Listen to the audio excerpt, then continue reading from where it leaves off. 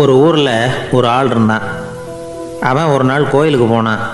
கடவுள்கிட்ட வேண்டிக்கிட்டான், எனக்கு ஒரு 1,00,000 ரூபா நீ கொடுத்தா நான் உன் சன்னதியில் ஒரு தேங்காய் உடைக்கிறேன் அப்படின்னு வேண்டிக்கிட்டான். கடவுள் பார்த்தார். உடனே அவன் கண் முன்னாடி தோன்றினார்.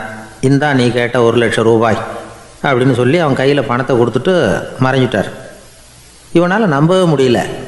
இவ்வளவு சுலபமாக கிடைக்கும்னு தெரிஞ்சிருந்தா அனாவசியமாக ஒரு தேங்காய் உடைக்கிறேன்னு வேண்டியிருக்க வேண்டியது இல்லையே அப்படின்னு நினச்சான்.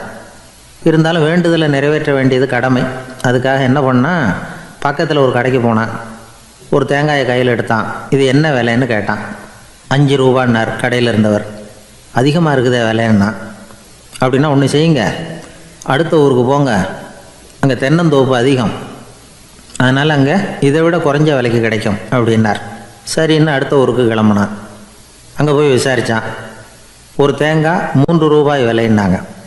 இதுவும் அதிகமாக தெரியுதேன்னா. அப்படின்னா ஒன்று செய்ய, அதுவும் அந்த ஆற்று ஓரமாக ஒரு தென்னை மரம் இருக்குது பார், அதில் நீயே ஏறி பறிச்சுக்கோ, ஒரு தேங்காய்க்கு 1 ரூபா கொடுத்தா போதும் அப்படின்னார் அந்த தோப்புக்கு சொந்தக்காரரு. இவனுக்கு மரம் ஏற தெரியாது. இருந்தாலும் ஆசை யாரை விட்டுது, விலை சல்லிசாக இருக்குதே. ஆற்று ஓரம் போனால் தட்டு தடுமாறி அந்த மரத்தில் ஏறினா அந்த தென்னை மரம் வளைஞ்சி ஆற்று பக்கம் போய் அப்புறம் நிமிர்ந்து இருந்தது.